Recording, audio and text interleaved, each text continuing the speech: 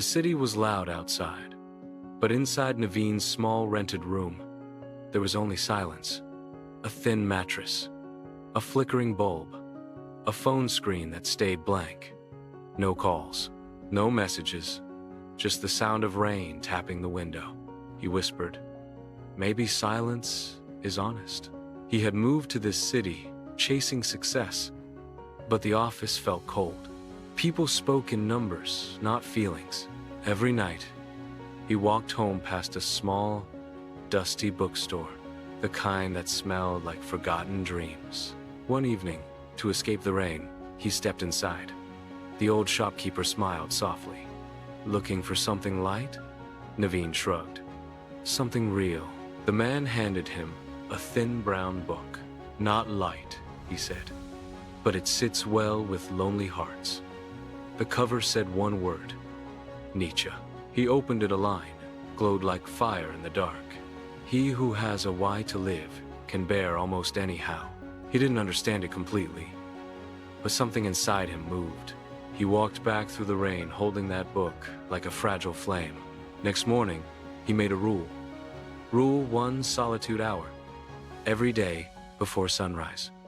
1 hour with no phone, no noise, only pen and paper. He wrote what hurt, what he wanted, what he feared. Fear, being forgotten. Dream, to teach ideas in simple words. Pain, I feel invisible. He closed his notebook and whispered, "Maybe this is how strength begins." Days passed. He began noticing small things: the chai seller's smile, the color of morning, the sound of footsteps in rain. He read 1 page of Nietzsche each day and felt his heart grow quieter, stronger. One evening, he saw a group of children doing homework under a broken streetlight. Their books were torn, their pencils tiny. A tired woman, Mira, watched them.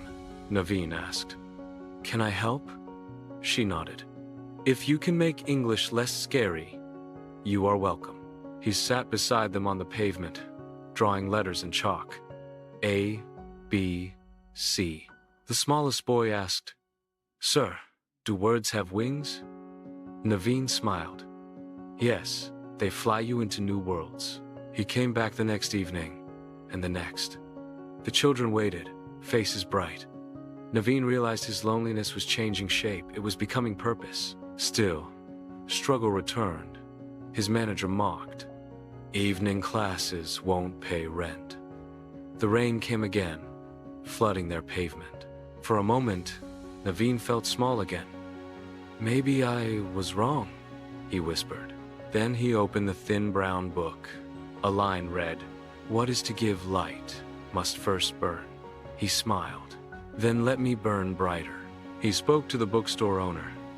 Together, they placed a box labeled, "Coins for a tiny classroom." A tailor gave cushions. A student gave an old whiteboard. The tea seller said, "Hot tea for warm minds." They found a small empty storeroom and painted it blue. On the wall, Naveen wrote, "Why room? If you have a why, you can lift heavy days." The room filled with laughter and letters. Zoya, a little girl, once said, "My father says books can't cook dinner." Naveen smiled. "But they can cook tomorrow." Soon, a local reporter filmed them. People began to notice. A retired teacher, Mrs. Iyer, joined to teach maths. The Y room grew, but so did pressure. His boss said, "Choose job or hobby." That night, Naveen looked out the window and whispered, "When you stand alone, you see your true height." He made a new plan and worked twice as hard. Months later, the Y room held a small celebration. Children read stories they wrote themselves. Zoya stood on a chair and said proudly, "Sir once said loneliness can be power. Now I believe it." The crowd clapped.